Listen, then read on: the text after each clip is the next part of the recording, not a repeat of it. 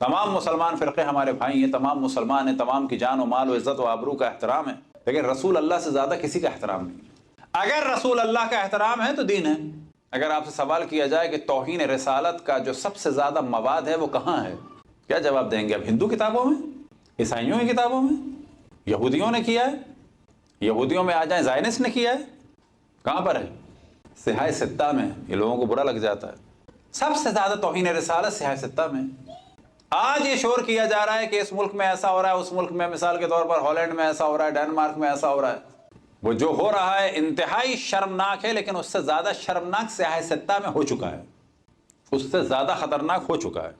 اب جو توہین کا مرحلہ ہو رہا ہے کہ جسے ہم نے ایک بہت دفعہ بیان کیا، اور بعض مذاہب والے اس کو برا سمجھ بیٹھتے ہیں اور مخالفت سمجھ بیٹھتے ہیں، لیکن اشرف الانبیاء سے زیادہ کوئی چیز اہم نہیں ہے۔ اگر کوئی اشرف الانبیاء کی خدمت کرنا چاہتا ہے ہمارے دیگر مذاہب اسلامی میں سے، تو وہ یہ خدمت کرے کہ ان 6 کتابوں کو اور اپنی کتابوں کو کم از کم صحیح کہنا چھوڑ دے۔ کم سے کم خدمت اشرف الانبیاء کی ہوگی، ان کو صحیح کہنا چھوڑ دے، ان کو یہ کہنا چھوڑ دے کہ بخاری قرآن کے بعد ہے، انہیں کہنا یہ چھوڑ دے کتابیں قرآن کے بعد ہیں، ان کتابوں کو انگلش میں چھاپنا چھوڑ دے اگر رسول اللہ کا احترام کرانا ہے۔ وَإِلَّا تیار ہو جائیں مزید کارٹونوں کے لیے، کیریکیچر کے لیے، کیونکہ یہ کتابیں انٹرنیٹ پہ آ چکی ہیں اور اس میں وہ بےہودگیاں ہیں کہ جو آج تک کوئی بھی نہیں بیان کر سکا۔ تو یہ جو ہم کہتے ہیں کہ اسلام کو امام حسین نے بچا لیا، اس کی یہ مثال ہے کہ اگر ائمہ کی تعلیمات نہ ہوتی تو رسول کی یہ معرفی ہوتی جو سیاہ ستہ نے کرائی ہے، کہ جس میں سے 1-2 موضوعات کے ہم کلپ بھی بنا چکے ہیں، آپ کو مل بھی جائیں گے، کہ صحیح بخاری کا ایک اہم ترین موضوع اور بہت ساری کتابوں کا ایک اہم ترین موضوع کہ معاذ اللہ اشرف الانبیاء نے وہی کچھ دن کے لیے رکی، تو معاذ اللہ بخاری کے بقول اور بہت ساری کتب کے بقول اشرف الانبیاء نے معاذ اللہ ان کے بقول کئی دفعہ خودکشی کی کوشش کی۔ کیا معرفی کرا رہے ہیں رسول کی۔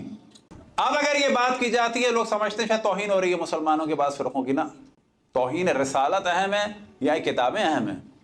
ان کتابوں کو جب صحیح کہا جائے گا تو دشمن کو حق ہے کہ اس میں سے نقل کر کے ہم کو دکھائیں؟ کیا دشمن کو حق ہے کہ ان کتابوں میں کسی روایت کی بیس پہ کیریکیچر بنا دیں؟ تو اب سوال یہ پیدا ہوتا ہے کہ واقعاً دین کو خطرہ تھا؟ تو یہ ہم نے بیان کیا کہ سابقہ ادیان کو خطرہ تھا، اسلام میں واقعاً کوئی تحریف ہو رہی تھی؟ ہاں ہو رہی تھی۔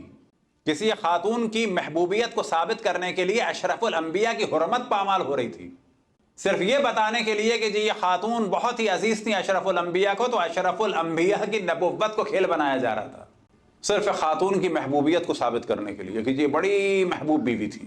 بیوی کی محبوبیت مقدم ہے یا رسول کی رسالت مقدم ہے؟ اگر ہم ائمہ کی تعلیمات نہ ہوتی تو یاد رکھیں آج ہم رسول کو ویسا مان رہے ہوتے جیسے سیاہ ستہ نے بتایا۔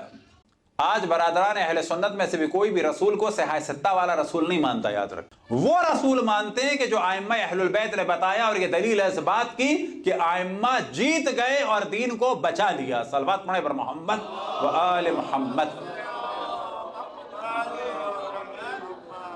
آج وہ خدا کوئی مسلمان نہیں مانتا کہ جو اپنی ٹانگ جہنم میں ڈالے گا۔ صحیح بخاری کتاب تفسیر سورہ 7 کی تفسیر کیا نقل ہوا کہ اللہ سبحانہ و تعالی جہنم سے پوچھے گا حل امتلاتی، تو جہنم کہے گی حل من مزید، اور کچھ ہے؟ تو بعد میں کیا کرے گا رب خداوند تبارک و تعالی معاذ اللہ بخاری کے بقول ثم یضع بقدمہ، خداوند تبارک و تعالی اپنی ٹانگ جہنم میں ڈال دے گا، تو جہنم کیا کہے گی قط تو بے عزت ہے گا، بس بس بس بس تیری عزت کی قسم، خدا کی ٹانگ بنا کے جہنم میں ڈال دی۔ اگر اس کا کیریکیچر بنے تو کیا جواب دیں گے آپ کیریکیچر بنانے والے کو قتل کریں گے یا اس بخاری کی مذمت کریں اور واضح کہیں گے بخاری کتاب صحیح نہیں ہے بابا؟ اگر صحیح معرفت خداوند تبارک و تعالی چاہیے تو بخاری سے نہ لو، صحیح معرفت خداوند تبارک و تعالی چاہیے تو ابو حنیفہ سے نہ لو، صحیح معرفت خداوند تبارک و تعالی چاہیے تو علی ابن ابی طالب سے لو، دعائیں کمیل دیکھو۔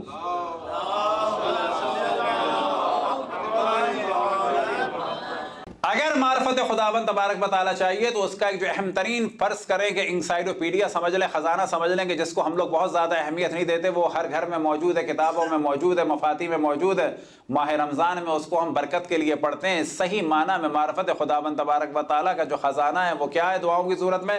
دعائے جوشن کبیر۔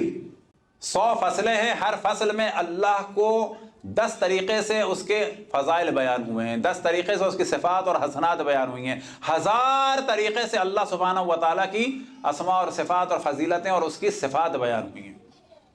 اس سے بڑھ کر کوئی خزانہ نہیں ہے جوشن کبیر سے. جوشن کبیر ہے کہ جو دشمنان اسلام کو پیش کی جائے کہ خداوند تبارک و تعالی اسلام کا یہ ہے، نہ یہ کہ بخاری والا. تو یہ ذہن میں رکھیں کہ اسلام بڑے خطرے سے گزر چکا تھا اگر ائمہ اہل البیت علیہم السلام نہیں ہوتے. آج جو کہا جاتا ہے کہ اسلام باقی ہے، جو کل ہم نے کہا تھا کہ ائمہ کی صورت میں اسلام باقی ہے، امامت کے ذریعے سے اسلام باقی ہے، اس کے معنی کیا تھے؟ اس کے معنی یہ تھے کہ ائمہ علیہم السلام نے اس دور میں نبوت کا دفاع کیا اور بتایا کہ نبی یہ نہیں ہے کہ جو کبھی بیوی کے ساتھ ریس لگائے، کبھی کیا کرے، تماشا دکھائے بیوی کو، گانے والی آئے تو اس کو لے کے جائے. نبی یہ نہیں ہے. نبی وہ ہے کہ جو اہل بیت نے معرفی کرائی ہے.